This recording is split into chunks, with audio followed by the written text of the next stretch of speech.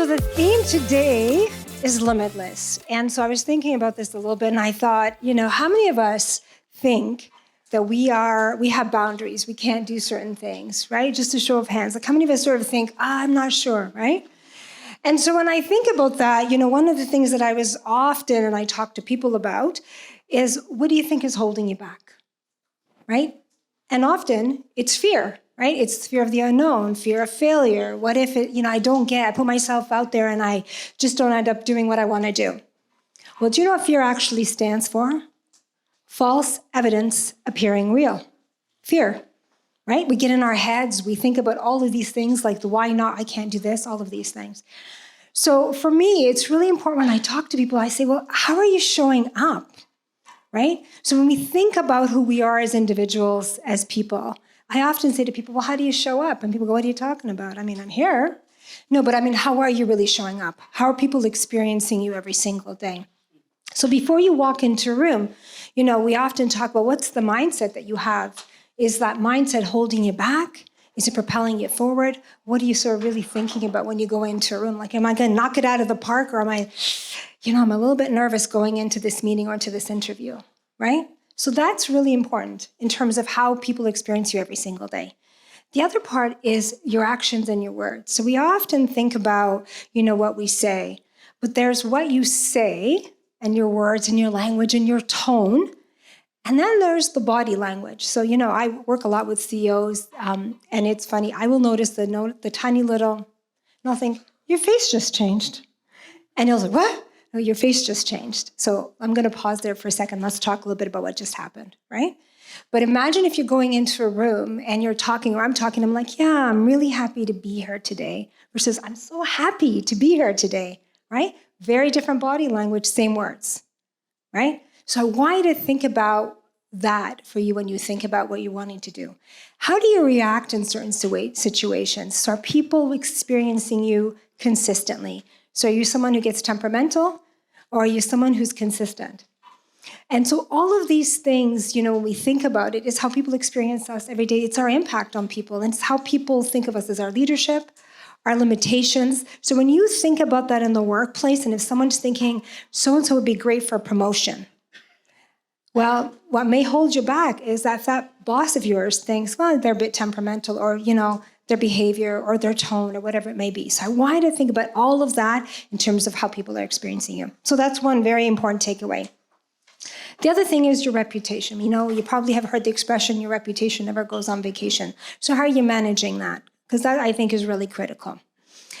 But the other part is thinking about events like this. So how many of you love networking? Show of hands. Wow, a handful. All right.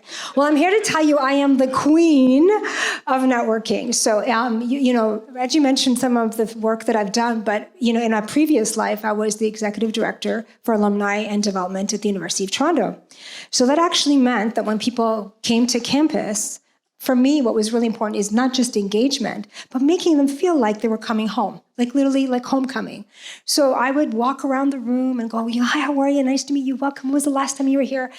And I loved it because it was genuine. I was really excited to learn about each person. But our level of engagement went up, but it was very important for me in terms of that connection. So when it comes to networking, just out of curiosity, and I know just a few have put your hands up, but how much, I often talk, if you've watched anything I've talked about, I talk about what I call networking up. So that's a little different than traditional networking, and I'll tell you why. So most of us network with people at our own level, whether it's on LinkedIn or on Instagram or in events. But if I was to ask you, where might you be, I'm not going to say 5 years from now because I hate that. It's like if I said to you, where were you 5 years ago, would you have imagined here? My career, for sure not. So I say maybe 2 years. Let's look at 2 years out. Where do you want to be in 2 years from now? What does that look like? So in your mind, it might be a job, but I don't want you thinking about it as a job. I want you to think about, how am I going to be thriving? How am I going to be doing something that gives me joy? How am I going to be contributing and making an impact?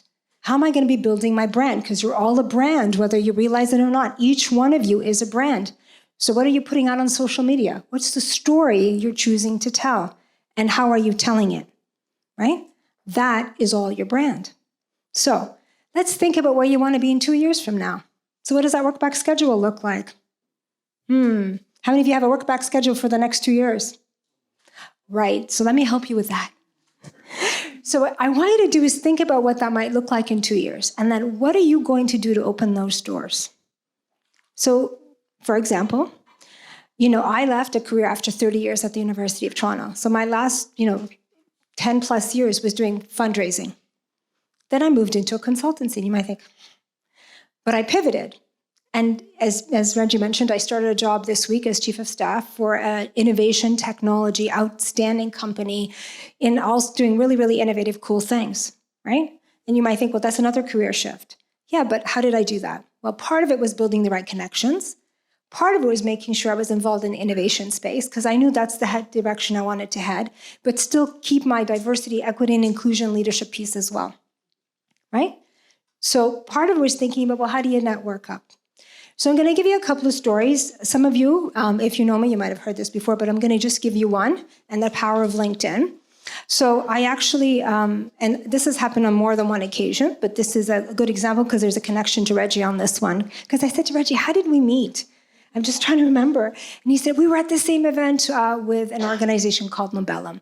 So, and I've talked about this before, but, it was somebody who reached out to me 2020 saying, hey, can you look at something? And I said, well, why don't we just do a quick Zoom for 20 minutes and present to me what you want to present? And it was brilliant. And, I was able to open some doors and they've taken off beautifully and nothing could make me happier. And I work with that organization and I support them. That's one example. But, you might say, well, you have thousands of people on LinkedIn. You don't need thousands of people. How many of you have what I'm going to call your own personal advisory board? 2 people, 3 people? Well, let's get one. So what does that actually mean? So I have what I call an advisory board. So they're not my friends. They're my friends, but they're not like my really good party, friends with kind of thing, going on the beach with. No. They are people who are in different sectors, okay, that are well-placed, that I call upon and say, hey, I'm thinking of making a career shift. Or, hey, I'm thinking there's an opportunity here. What do you think? Because you know what happens when you ask your friends? Your friends go, of course you're going to be great. Yeah, you totally should do that. Why not? You're awesome, right? Because that's what friends do. They're going to cheer you on. But your advisory board would say, is that the best decision for you? Does that make sense? Is that going to limit your career? Is that going to open more opportunities? Or if you're interested in that field, let me connect you with someone who's in that space. Maybe have a conversation before you think about it. You should have a personal advisory board. You don't need 12 people. You need 4 or 5 at most. Okay? So that's really important to get you there. The other part, leverage LinkedIn. So I want you to think about the story you're telling on LinkedIn. And, some of the startups I coach, a lot of them are like, I don't have a lot to say. And I'm like, you all have something to say. Each one of you has something important to say. The question is, what are you saying? And it's not about what you're necessarily doing now. It's about where do you want to go? That's what LinkedIn is. It's where do you want to go? So how are you using that platform to take you to that next level and tell the story of who future you looks like? And then start connecting with those people and say, hey, I love what you posted. I think it's really great. Might you have 15 minutes for a quick Zoom? I'd like to learn more about the company that you're with. Or I'm thinking of making a shift. And, for me, I say people who are in senior leadership roles, it's a responsibility, duty, and privilege to help the next person. That is their mandate, in my opinion. It's a truth I live by, and I think everyone else should live by that. So, the other part is about how do you network up. So I'm going to share with you a story. So I'm always networking and networking up. But the job I got with this company is through somebody I met about 2 years ago. So I was invited to a VIP dinner, and I get a text message, and Charles will remember this because he was like, and I get a text message saying there was a very important event for this very important, Canadian person, senior leader business person. And he said, the text message was from somebody I did not know and said he'd like you at this dinner. And I was like, okay, who else is coming?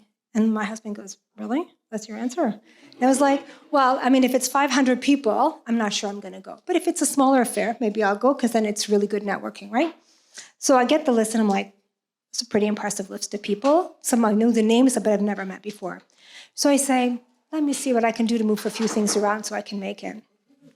So I show up to the event, but before I do that, the person texted me. I said, so can you just tell me a little bit about the event, the itinerary, what you're planning? And he goes, can I call you? Yeah, sure. So he calls me, he's like, we were just going to get everyone together. I went, dude, you can't be doing that. Like, look at the people you're inviting. You got to have a plan.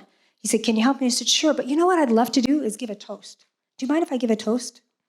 And I said, there's no women. Oh, we didn't notice that. I go, well, it wouldn't hurt to get a little diversity in the pool, but sure.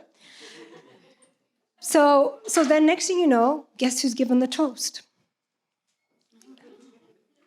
Stop. But in addition to that, I also had the guest list. So I looked every single person up.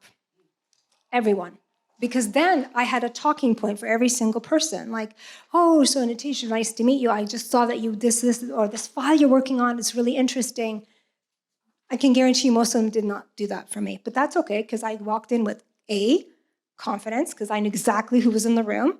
B, I had talking points. They didn't. I still went up on them, right? And I could navigate beautifully.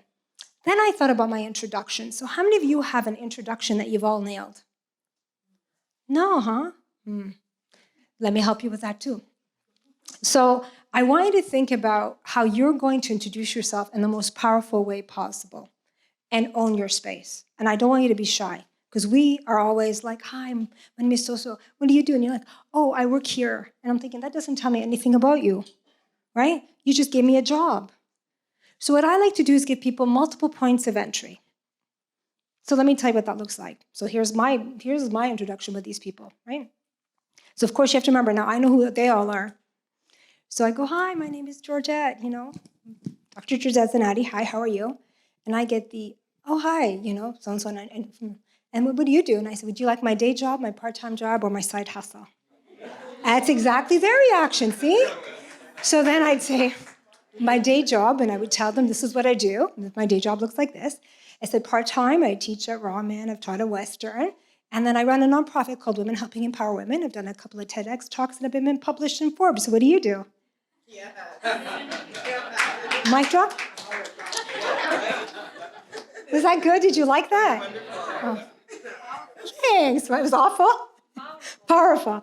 So what's important is, sometimes when I do that, people go, well, I don't have your credentials. I'm like, you don't need to have my credentials. I guarantee each one of you is probably involved in some side hustle, nonprofit, volunteer opportunity, something. How many of you are doing something outside of your day jobs? Show of hands. Exactly. What did I tell you, right? So I wanted to think about how you're going to reframe who you are when you meet someone. So that way, when it's not just a job title, you're so much more. And that way, you're also giving someone multiple points of entry. So if you're not interested in what I do in my day job, you might be interested in my nonprofit. You might be interested in how I got published in Forbes. You might be interested in the book I wrote. We got lots to talk about, right? Right? So, but I've given you that opportunity. So I wanted to think about that. Now, finally, you got my little book here, The Power of One, The Power of Us. So why is it called that? Because I truly believe, and it's also called Why Not You, because I can't tell you how many times I talk to people and they go, no, I can't. I'm like, and why not you? Explain to me why you can't, because all I can see is potential in each one of you. So that's important. The other thing that I think that's really important for us to think about is people say, well, I'm just one person. I can't. Like, what difference can I make? Let me tell you. As Reggie kind of mentioned earlier, a kindness, open the door, ask for what you want. What's wrong with asking for what you want? Would you mind making an introduction? Yeah, sure, let me see what I can do. Someone says no, did the world just end? No, they lost a huge opportunity, exactly, right? So someone says no to me, I'm like, no, it's not really a no. A no is a maybe, and a maybe it could be a yes. Unless I say no to my kids, and that's a no. Just to be clear, right? So I just wanted to think about all of the limitations we're taking away as we're thinking about who we are, what we can accomplish, how we show up, how we present, how we introduce, how we network. Because why not each one of you be powerful, own your space, shine, rise, and be limitless. And with that, I'm going to say thank you. Awesome.